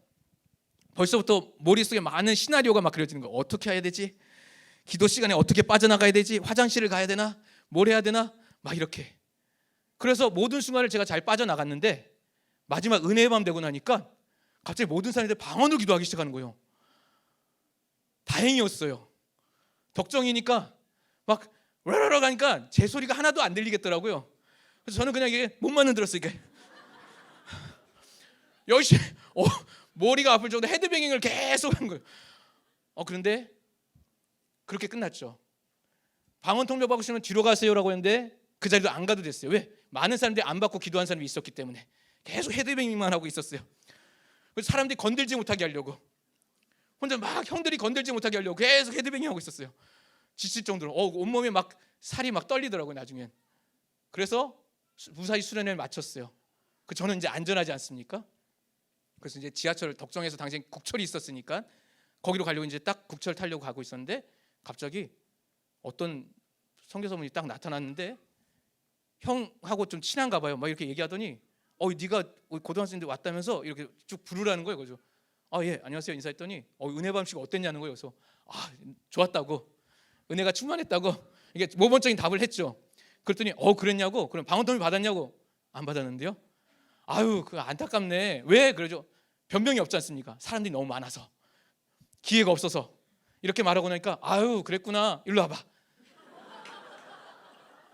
그분이 바로 방언통역 은사자였던 거죠. 끌려갔어요. 목침이 많이 쌓여있는 그 뒤편으로. 사람들 많은 데서 네가 부끄러울 것 같으니까 목침 뒤로 가가지고 갑자기 자 괜찮아 평안해. 안 평안한데 평안해. 기도해. 예. 하나님 아버지. 그거 말고 방언으로 기도하자. 예? 방언으로 기도하는 거야? 네. 그때 몇 년 만에 처음으로 정말 방언으로 한번 기도해 보겠는 거예요. 근데 이게 방언을 안 하다 보니까 처음에 어떻게 되냐면 따따따따따따 이렇게 처음 시작됐었어요. 따따따따따 했는데 더 세게 괜찮아 안심해 듣는 사람 없어. 근데 저쪽 건너편에는 형들이 있거든요. 듣는 사람 없어. 듣는 사람 저쪽에 있는데 괜찮아. 따따따따따따 더 크게 근데 그냥 막 시키는데 그냥 어쩔 수 없이 막 다다다다다 하는데 갑자기 첫 번째 터진 게 있었어요. 하나님, 내가 하나님을 사랑합니다. 처음 그때의 그 고백이 뒤에 거는 잘 기억이 안 나요. 솔직히 적은 것도 아니다 보니까. 하나님, 내가 하나님을 사랑합니다. 근데 그걸 하는 순간 그냥 이렇게 몇 년간 쌓여있던 그 큰 짐이 확 벗겨지는 느낌인 거예요. 그냥 몸에 막 이게 떨림이 그치지 않는 거예요. 그러면서 이제는 정말 그냥 정신줄 놓고 그냥 막 방언으로 기도한 것 같아요. 그다음부터는 정말 울면서 기도했던 것 같아요. 정말 몇 년 만에 처음으로. 그런데 그때의 그 예배 끝나고 난 다음 그 자리에 앉았을 때 방언으로 기도할 때 갑자기 불현듯 그때의 그 기억이 떠오르면서 그때 방언 통변 해줬던 하나님, 내가 하나님을 사랑합니다. 이게 저를 깨우는 음성으로 들려오더라고요. 만약 그 음성이 없었으면 이 자리는 없었을 수도 있어요. 그 음성이 들려오는 순간 내가 정말 하나님을 사랑하는구나. 나 정말 하나님 사랑했는데 나 정말 하나님 너무 사랑하는데 나 왜 이러고 있지? 이런 생각이 막 들기 시작하는 거예요. 그러면서 하염없이 기도한 것 같아요. 여기서 방언으로만. 그때 깨달은 것이 하나님이 나를 놓치지 않으시나 보다. 하나님이 나를 버리지는 않으셨나 보다. 내가 이렇게 엇나가고 있음에도 불구하고 나를 붙잡으시나 보다. 그 생각이 불현듯 들기 시작하면서 뭔가 이렇게 삶의 애착? 뭔가 지금이 놓치면 안 될 것 같은 그런 기분이, 느낌이, 감동함이 저를 이끌어 갔었습니다. 그날이 포인트가 됐던 것 같아요. 내 진실한 마음을 발견하는 그 자리가 나를 살리는 생명줄이었던 것 같아요. 만약 그것이 없었으면 저는 예수를 믿어도 별로 소용이 없을 수 있다라고 여겼을 것 같아요. 왜?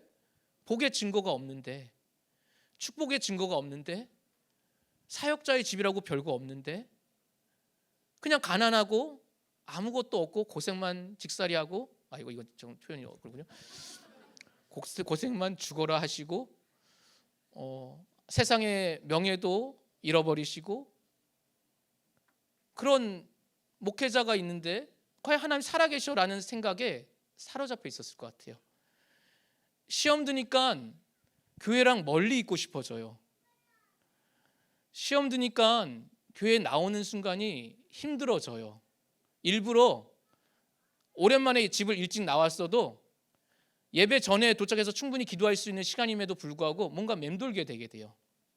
일부러 이렇게 버스 타면 금방 올 수 있는 길을 걸어오는 거죠. 이렇게 천천히 예배 시간 조금 누리려고, 예배 시간을 조금 더 적게 가져가려고.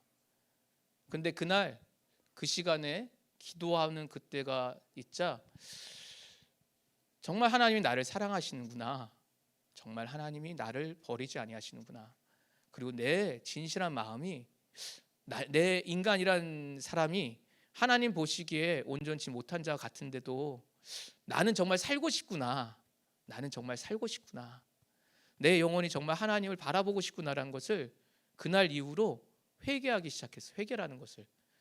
그리고 하나님께 어떻게 회개해야 될지 잘 모르겠던 거예요. 너무 많은 잘못을 저지른 것 같아서 하나님 보시기에 악다구니도 해봤고 또 하나님의 마음을 불편케 한 것 같은 생각이 많이 드니까 어떻게 회개해야 되지? 그래서 그때는 그냥 회개하는 방법이 딱 하나였었어요. 나 왜 이러죠? 하나님? 나 왜 이러죠? 이러고 싶지 않은데 왜 이러죠? 그렇게 시작된 것이 회개로까지 이어지게 된 것 같습니다. 하나님이 성실하심을 삶을 통해 보니까 알게 되는 것 같아요. 그 뒤에 학원 강사 생활을 좀 포기하고 이제 신학교 들어가면서 다시 이제 고등부 교사도 정상적으로 하면서 이제 그때 만난 친구들이 여기에 있는 이제 뒤에 계신 선교사님도 계시고 또 여기 봉사하는 영혼들도 고등부 때 만난 친구들이 제가 변화가 되고 만난 다음에 저분들을 만났어요. 고등부 교사도 하게 되고, 고등부 교사도 솔직히 시작한 것도 희한하게 시작한 거죠.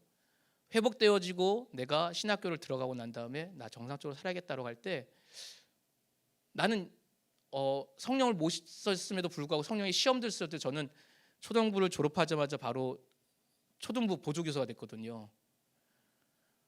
그리고 중등부를 졸업하자마자 바로 중등부 보조교사가 초등부 정교사가 되고 중등부 보조교사가 됐어요.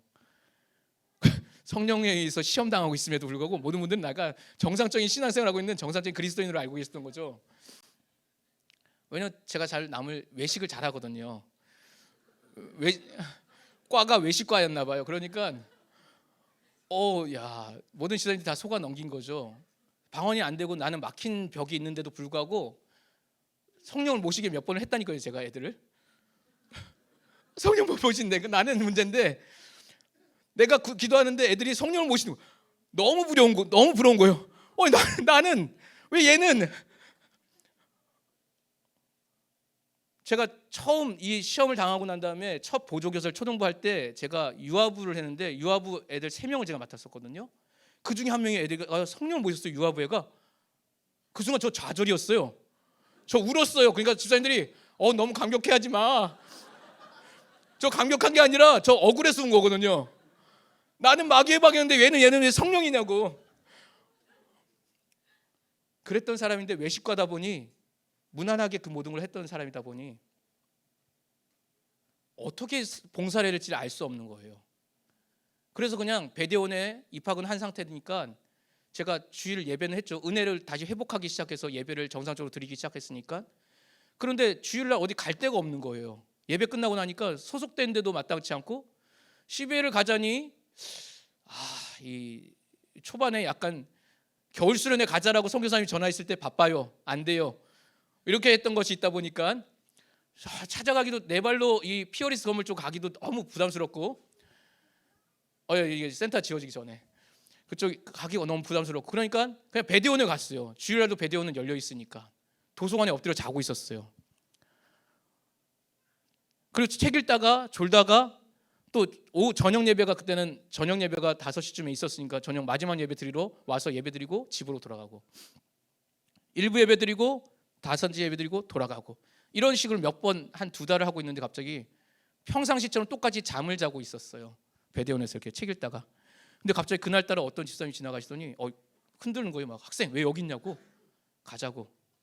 그러더니 어디 가는지 모르는데 어딜요? 그랬더니 봉사해야 되지 않겠냐고. 배대원 학생이 봉사해야지 어떻게 하냐고 그러죠. 봉사를 왜 해요? 내가 그랬더니 갑자기 그분이, 아니 이 청년이 말을 어디서 왔냐고 그래서 쭉 강릉에서 왔고 뭐 이렇게 해서 쭉 얘기하니까, 그러냐고. 그럼 당연히 교사야지. 내가 전화번호 알려줄 테니까 전화하라고. 왜요? 자기가 고등부 교사라는 거예요. 그러면서 고등부 교사가 시작됐어요. 근데 하다 보니 막상 원했던 일인 것 같아요. 뭔가 살고자 했고 봉사하고 원했고 다시 정상적인 생활로 돌아가고 싶었던 마음이 있었던 것 같아요. 그때부터 살 수 있는 소망이 생긴 것 같았어요. 그래서 모든 것이 즐거웠어요. 당시에는 이걸 포기했기 때문에, 배대원 하면서 하기 때문에 시급이 그렇게 많지 않았어요. 한 학원에서 60만 원, 120만 원으로 뚝 떨어진 때였거든요. 60 합해서 120 받고 그 다음에 배대원에서 공부하고 이렇게 할 때였어요. 예전에 처음 그 빚을 해결할 때는, 학원 갔을 때는 새끼 강사가 되니까 연봉이 1억 5천이 됐었거든요. 근데 그 길을 갔어야 되는데 하면서 이걸 했어야 되는데, 이게 뚝 떨어지니까 전혀 계산이, 셈법이 안 맞는 거예요.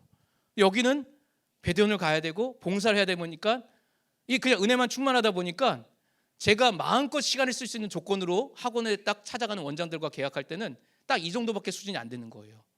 수요일 날 안 돼요. 토요일 날 안 돼요. 주일 날 특강 안 돼요. 그러니까 사탐 강사를 어디다 쓸 수 있겠어요? 사탐은 토요일하고 주일이 최고거든요. 이때 애들은 학교에서 공부 안 하고 여기서 공부하거든요. 그러니까 이 새끼 강사를 했던 것이 경력이 돼서 사탐을 맡기겠다고 하는데 토요일 주일 안 돼요. 수요일 저녁 안 돼요. 그럼 월, 화, 목, 금밖에 안 돼? 네. 금요일도 참 안 돼요. 왜? 금요기도에 가야 돼요.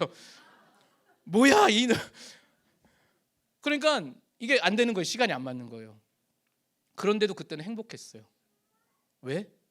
정말 이렇게 아무것도 안 됐던 삶이 있다 보니까, 은혜가 회복되고 나니까, 예수가 보이기 시작하니까 길을 갈 수 있더라고요.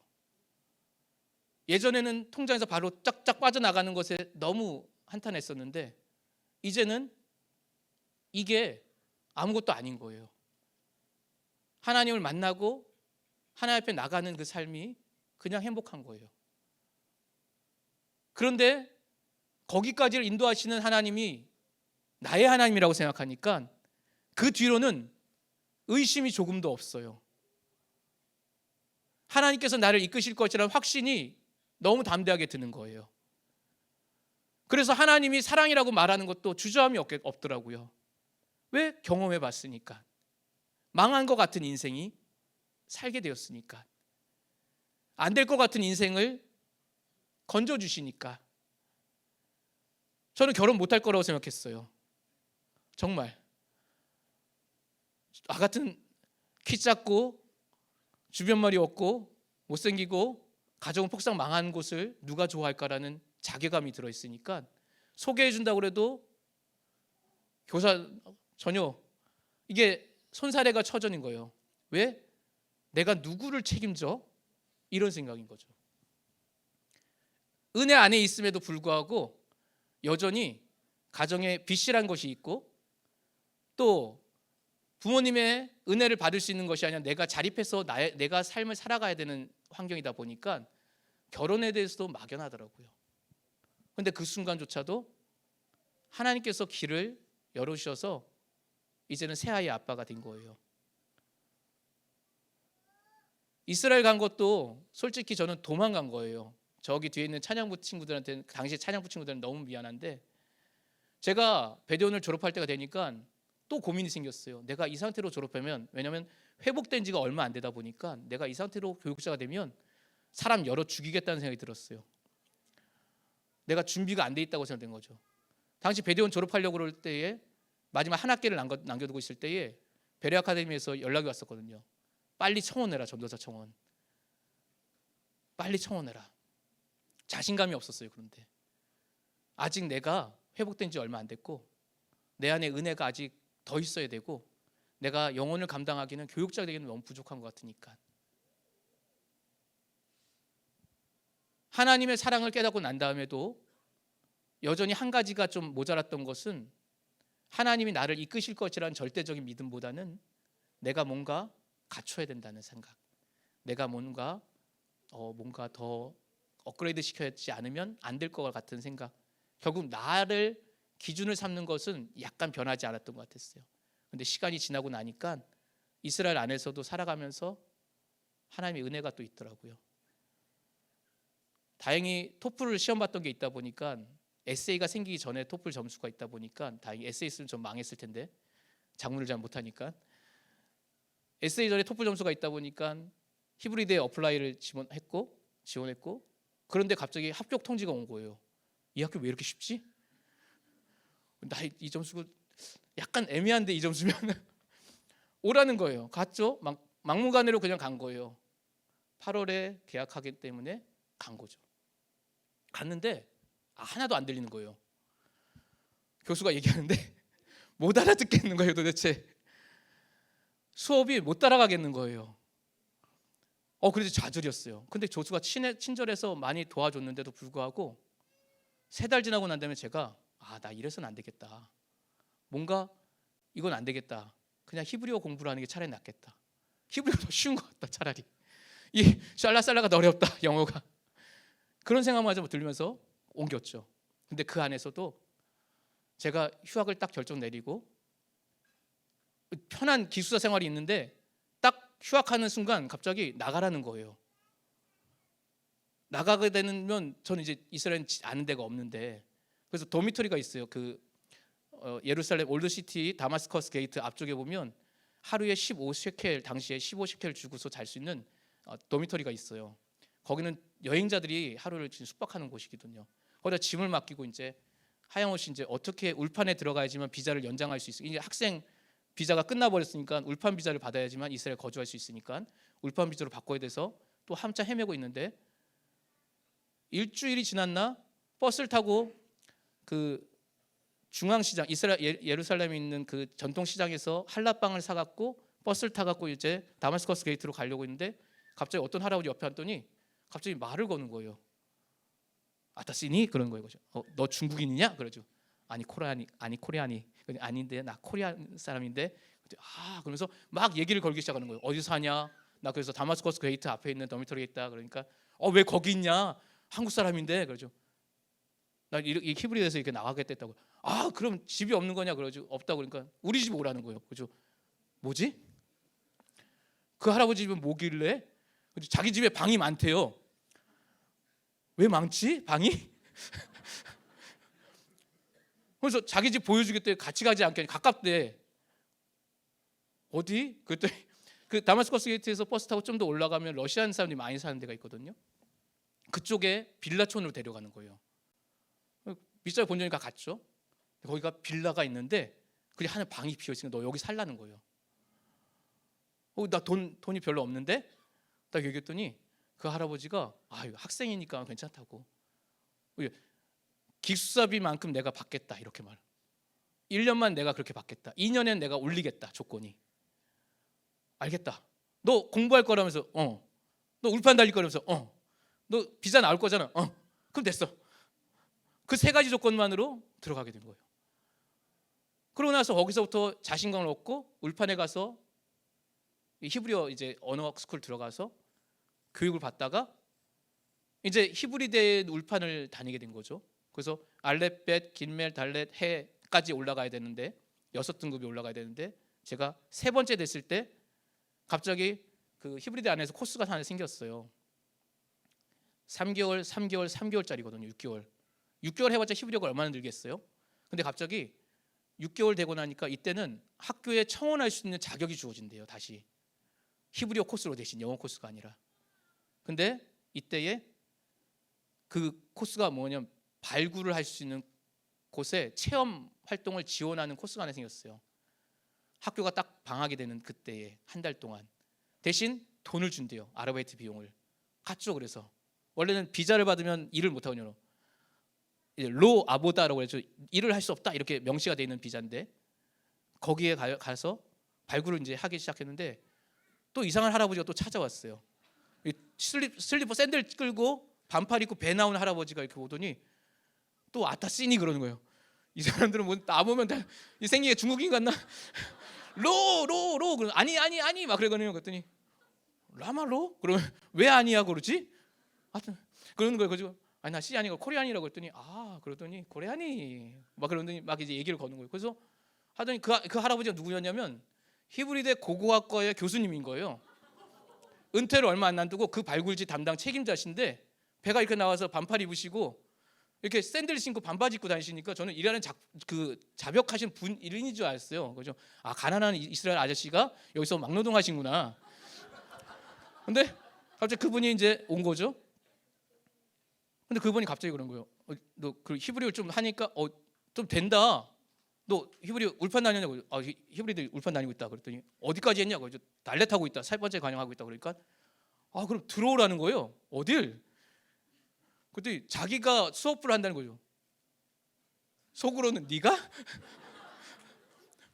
그건 자기 사무실 전화번호를 알려준 거예요. 그래서 아르바이트 한 달 앞에서 끊어서 전화를 걸었죠. 아무도 안 받아요. 에이, 그러면 그렇지. 근데 이제 또 한 번 하긴 좀 그러니까 정말 이 아저씨가 정말 이 할아버지가 정말 그 아저씨인지 정말 사무실에 있다면 이름이 있을 것이다. 그래서 찾아갔는데 정말 이름이 있는 거예요. 그리고 똑똑했더니 정말 그 아저씨가 나오는 거예요. 똑같은 반바지에 똑같은 반팔에 똑같은 샌들 신고. 그런데 뭐 하베를 신으면 나의 친구로는 막 들어오라는 거예요. 내가 왜 네 친구지 막 그러면서 들어갔는데 앉아서 거기서 갑자기 뭐 쓰라는 거예요. 안 그래도 준비했다고. 다음 학기가 시작되는데 그때부터 수업을 들어오라. 내 수업이 있다. 들어오라. 근데 조건을 주는 거예요. 너 크리스찬이라고 했으니까 여기서 공부하면 역사학부가 있고 성서학부가 있는데 성서학부는 네 실력으로 안 된다. 역사학부에서 네가 1년 동안 스페셜 코스 내가 받아주겠다. 너 학교 나왔다고 그랬지? 학교 이름이 뭐냐? 검색했는데 우리 학교 이름 나오는 거예요. 그 대학원도 나왔다. 그러니까 MDB도 다니던 중이었다고. 그러니까 MDB가 뭐냐고 물어보더라고요. 그래가지고 이런 신학에 대한 하구나. 그러면 그것도 그러면 TH 석상이냐? 그래가지고 석사다 이렇게 말하니까 학교 이름 대라고 베레아 국제대학원 그랬더니 안 나오는 거예요. 네 학교 안 나오는데? 이거 석사가 나와야지만 이 학교 받을 수 있다. 이상하다. 우리 학교 문교부 인재원 받는 학교인데? 그랬더니 여기 전산 프로그램 국제학교의 전산 프로그램 베레아 국제대학원 대학교 이름이 없으니까 너 이거 그럼 너네 정부에 문의해가지고 받아오면 내가 이거 전산 입력해주겠다. 그래서 외교부에 전화했는데 외교부가 전화를 안 받아요. 그 이스라엘의 주1, 주2 대사관이 안 받아요. 그래서 한국에 이메일로 보냈더니 한참 뒤에 연락이 왔어요. 팩스를 알려주면 팩스를 보내겠다고. 팩스가 들어왔죠. 그래서 그 뒤에 찾아갔더니 베레아 국제대학원 대학교를 입력해 주더라고요. 학교 입력을 하는데 그래서 아마 해외에 나가시면 이제 해외 사이트에 베레아 국제대학교를 입력하시면 아마 떠 있을 거예요. 그건 저 때문인 겁니다. 그 국제대학원 입력하고 석사를 나왔다는 그 조건으로 스펠 코스를 들어가면서 공부가 시작된 거예요. 근데 그걸 하면서 자신감을 얻게 된 건 무엇이냐면 정말 망한 것 같은 인생인데 나는 배대원을 졸업하면서조차도 뭔가 나는 자격 미달인 것 같은 느낌이고 남들한테 내 치부를 이제 말하지만 내 치부를 그때는 말하기가 어려워요. 역시 외식과를 나오다 보니까 사람들에게 성실한 친구, 열심히 하는 사람. 그래서 고등부에서 찬양팀 선생님도 하면서 토요일도 하면서 금요철야까지 하면서 내 잡보다는 하나님의 일을 더 우선시하는 것을 통해서 많이 하려고 했지만 여전히 가시지 않는 그 마음들, 그게 그곳에서 치유가 됐어요. 완벽하게 하나님께서 집을, 학교를 인도하시는 것을 보면서 정말 하나님께서는 나의 마음의 소원을 아시는구나. 제가 원래 학교는 건대 히브리과를 가고 싶었거든요. 그런데 부모님이 강릉에 있다 보니까 목회를 돕기 위해서 서울 쪽 대학은 갈 수가 없고 아버님 목회를 돕는 쪽으로 선택했어요. 그러니까 제 안에는 항상 어떤 마음이 있으면 나는 지방대를 나올 수밖에 없는 사람인가 봐. 나는 실력이 안 되는 사람인가 봐. 나의 운명은 이거밖에 안 되는 거야. 이런 자괴감이 있었거든요. 그러면도 외식과다 보니까 열심히 부모님의 목회를 돕는 것을 통해서 나는 위안을 갖고 있다라고 생각했지만 한편에는 이루지 못한 꿈들이 계속 남아 있었는데 그 부분을 하나님께서 만져주신 거예요. 그 순간 하나님께서는 내가 기도했던 것도 들으셨구나. 이걸 제가 고등학교 때 기도했던 거거든요. 저 강릉을 떠나고 싶습니다. 저는 기도할 때 이랬어요. 저희 교회가 망한 것도 아마 저의 기도 때문이라고 저는 생각하는데 이렇게 망한 건 아닌데 워낙 집사님들이 교회를 세우는 문제를 놓고 왈가불가 하다 보니까 나는 도저히 이 사람들과 같이 감당할 수 없습니다. 아버님의 교회를 나는 물려받고 싶지 않습니다. 이 교회가 차라리 없어지게 하세요. 그러면 저 안 해도 될 것 같아요. 강릉 떠날 수 있을 것 같아요. 저 큰 데에 다니고 싶어요. 큰 교회에 있고 싶고 제대로 교육받고 싶고 제대로 성장하고 싶고 이 야생 생활하고 싶지 않아요. 이게 제 마음이었거든요. 어떻게 됐다고요? 저를 성령 받게 하신 선생님은 저보다 신앙 경력이 3년이세요. 저보다 신앙 경력이 짧으신 분이 저한테 성경 공부를 가르치신 거예요. 초등학교 때. 맨날 성경 인물 틀리신 분이 야곱 얘기하다가 요셉이라고 요셉이 아니고 야곱인데요. 제가 이렇게 깠거든요. 제 성경의 지식으로 그런 분이 저의 선생님이었던 것이 있다 보니 저는 항상 서울에서 신앙생활하는 학생들이 부러웠어요. 정상적인 신앙생활을 하고 정상적인 교육을 받고 있다고 생각하다 보니까 나는 왜 이런 데서 계속 개척교회 목사의 자녀가 돼서 왜 이렇게 살아야 되지? 왜 제대로 된 성경의 공부를 할 수 없지? 완전 독학 같은 느낌인 거예요. 뭔가 제대로 야생에서 생활하고 있는 느낌이었던 것이 있었기 때문에 항상 그 불편함이 있어요. 망했으면 좋겠다. 나는 아버님이 목회 안 하면 나는 내 족쇄는 풀릴 것이다. 근데 정말 풀렸지 않습니까? 근데 풀렸는데 또 원망한 거예요. 내가 하나님 왜 그러십니까? 라고 나는 원망했던 거죠. 그런데 그것이 나중에 보니까 그때도 나의 기도를 들으셨고 또 내가 원했던 소원함까지도 들으셨더라. 하나님의 성실하심은 꾸준하시더라. 정말 멈추지 아니하시고 나는 멈출지언정 나는 뒤로 후퇴할지언정 나는 그 자리에 머물고 있을지언정 하나님은 나를 이끌고 계셨다는 것을 경험하게 됐습니다. 갑자기 간증 시간이 돼버렸는데 너무 죄송하고 하나님의 성실하심을 여러분에게 말할 수 있는 용기는 여기서부터 비롯되는 것 같아요. 하나님은 여러분의 영혼을 여러분이 생각하는 것보다 더 사랑하십니다. 하나님은 여러분의 인생을 여러분이 생각하시는 것보다 더 치밀하고 정성스럽고 진실되게 이끄십니다. 이것을 발견하는 것이 시간이 더딜 수는 있지만 이것을 원하는 자에게 정말 하나님을 만나고자 하는 자에게 만나게 하시는 분이 바로 우리 하나님이십니다. 하나님의 성실하심을 믿으시는 여러분과 제가 되길 예수 이름으로 축원합니다. 여러분, 성경에 많은 사람들이 하나님의 성실이 없었다면 망했을 것입니다. 노아에게 방주를 짓게 하시고 하나님 만약에 기억을 잊어버리셨다면 노아는 열심히 태양볕에 방주를 다 지었는데 하나님이 노아를 잊어버리셨다면 노아가 하나님 방주 다 지었는데요. 그럴 때 그게 뭐야? 이러셨더라면, 다윗에게 기름 부으셨음에도 불구하고 그가 광야에 있을 때 그때조차도 하나님께서 인도하지 아니하시고, 하나님, 저를 기름 부으셨으면 나를 인도하소서. 당신은 나에게 기름 부으신 나의 왕이십니다. 나의 목자이십니다라고 기도할 때, 만약 내가 언제? 라고 말하셨더라면 다윗에게는 희망이 없고 노아에게도 희망이 없었을 것이에요. 오늘날 여러분에게도 마찬가지입니다. 저에게도 마찬가지입니다.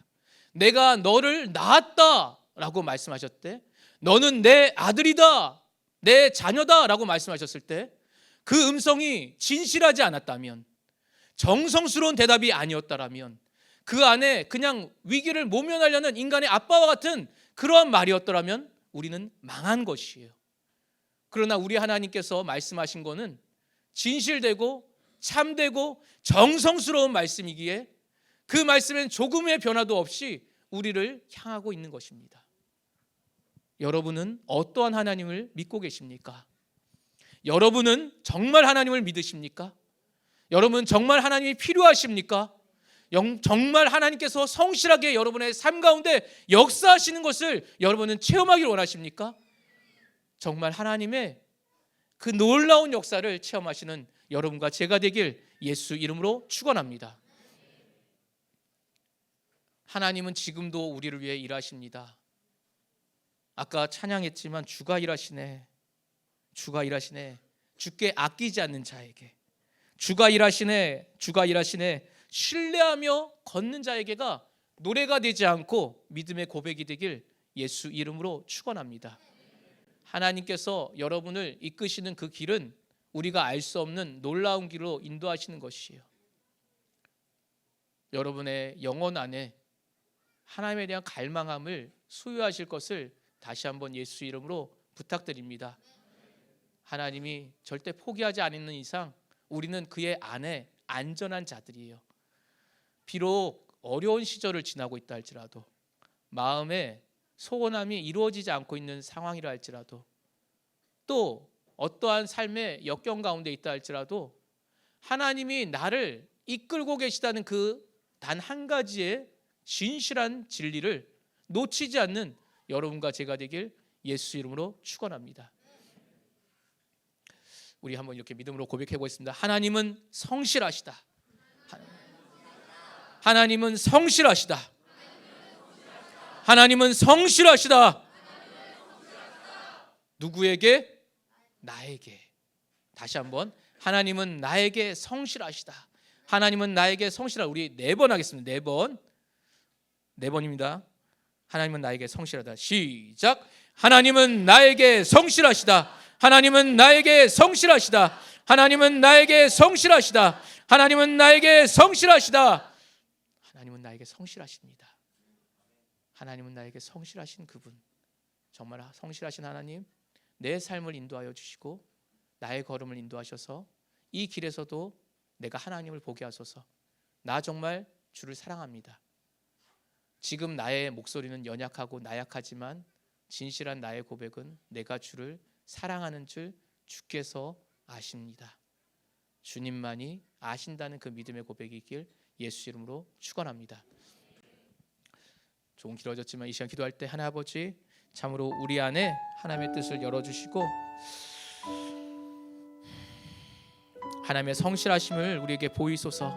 내가 그 성실하심을 체험할 수 있는 심령 되시게 해달라고, 참으로 내가 진정 주를 사랑한다고, 하나님 없이는 살 수 없는 연약한 자라고, 우리 이 시간 예수여 우리 3번 하시고 우리 함께 기도하시겠습니다. 예수여, 예수여, 예수여. 하나님 아버지, 참으로 우리에게 하나님의 성실하심을 보여주시기 바랍니다. 우리의 영혼들에게 참으로 하나님의 성실하심을 보여주시옵소서. 참으로 저들의 인생 가운데, 저들의 언약한 가운데, 저들의 힘이 없는 가운데, 저들의 삶의 연약한 가운데